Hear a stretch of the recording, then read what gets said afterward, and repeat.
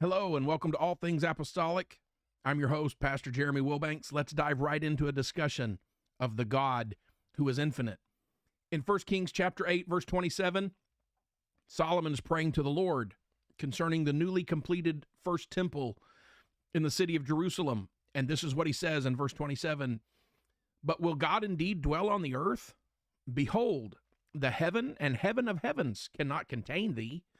How much less this house that I have builded?"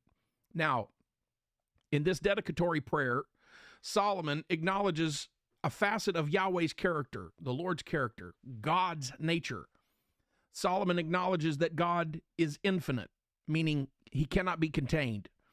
Let me read that again with that thought in mind, that God is uncontainable, that God is infinite. 1 Kings 8:27 says it. This is what it says again.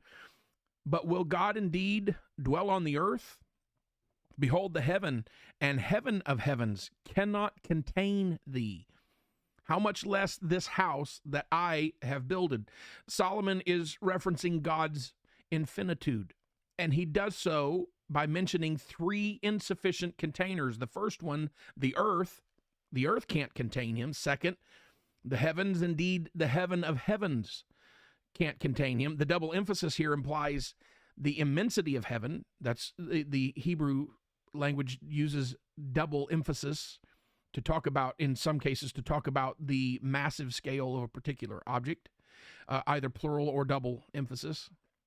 So when he says the heaven of heavens cannot contain thee, he's talking about the immensity of heaven, that heaven at its most immense consideration cannot contain you, Yahweh. So the first container that is insufficient is the earth. The second is the heaven, yea, the heaven of heavens.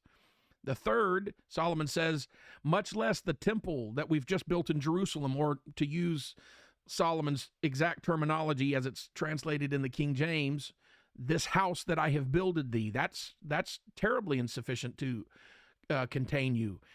This is Solomon's testimony to the limitlessness of God. And at another place it says, Solomon actually says, the only thing that this temple is good at, when we say we're building a house for the Lord, it's really a place where we can come and sacrifice to him. It's a place where we can come and meet with him. But God is way too big for this to be his house. So what does it mean that God is infinite? Well, it means a few things. And let's look at them. Number one, first of all, it means that God is immeasurable and limitless as it applies to physical space. As we go through this, you'll see, in fact, we've already done this particular one, but you'll see that this is closely linked to God's eternality and his omnipresence, which we will discuss later. And it's important on occasion when you're looking at the nature of God, talking about these things, that you remember that none of God's attributes are separate from his other attributes. So there are some things, maybe we could say they overlap a little bit.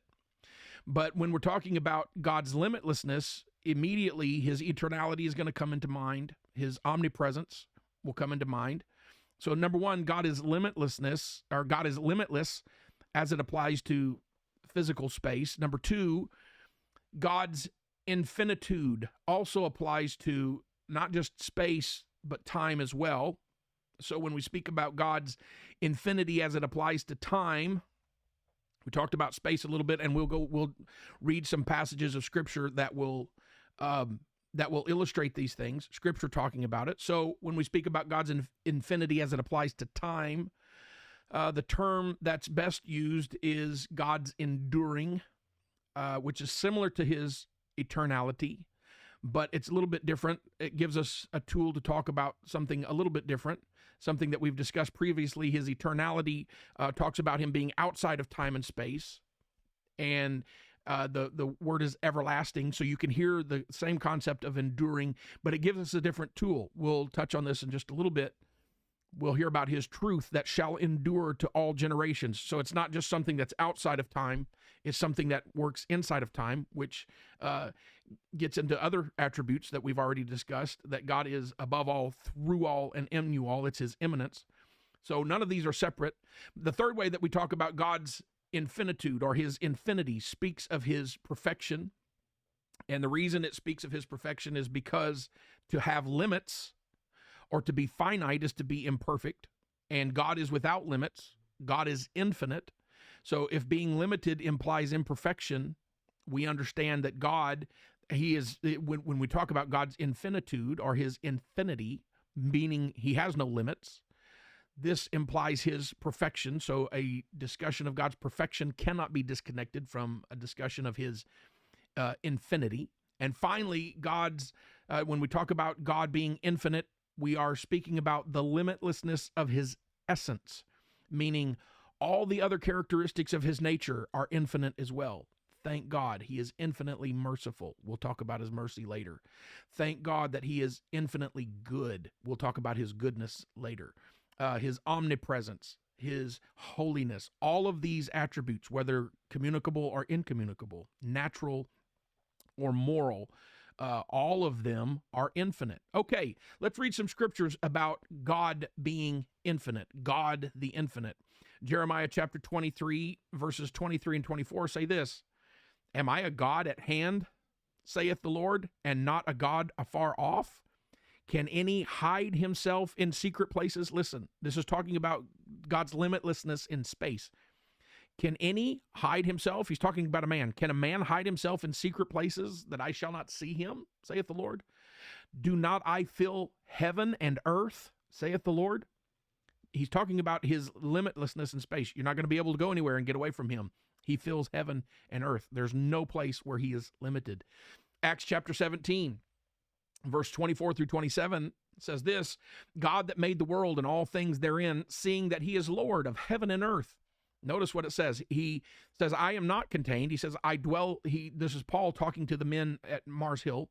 He says that God dwelleth not in temples made with hands. There's no container for God. He's infinite. He's not contained there. He dwelleth not in temples made with hands, neither is worshipped with men's hands as though he needed anything. He's talking about God's infinitude. "Seeing he giveth to all life and breath and all things, and hath made of one blood all nations of men for to dwell on all the face of the earth, and hath determined the times before appointed and the bounds of their habitation." Listen to verse 27.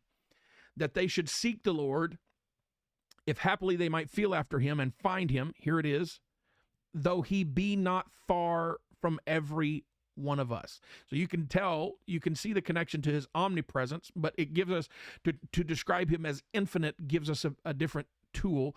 He's not contained in a temple, and yet he's everywhere with us. He's not limited. Anywhere that we are, he is not limited. He's there with us. Continue reading Psalm 90 from the Old Testament, Psalm 90 verses 1 and 2. "Lord, thou hast been our dwelling place." Notice this, "in all generations." Again, there's a connection to his eternality, but this is speaking to his endurance. "Thou hast been our dwelling place in all generations, before the mountains were brought forth, or ever thou hadst formed the earth and the world, even from everlasting to everlasting thou art God." So this is speaking to his eternality and his infinity. The Apostle Peter speaks to the fact that God is not bound by time. Listen to 2 Peter chapter 3, verse 8.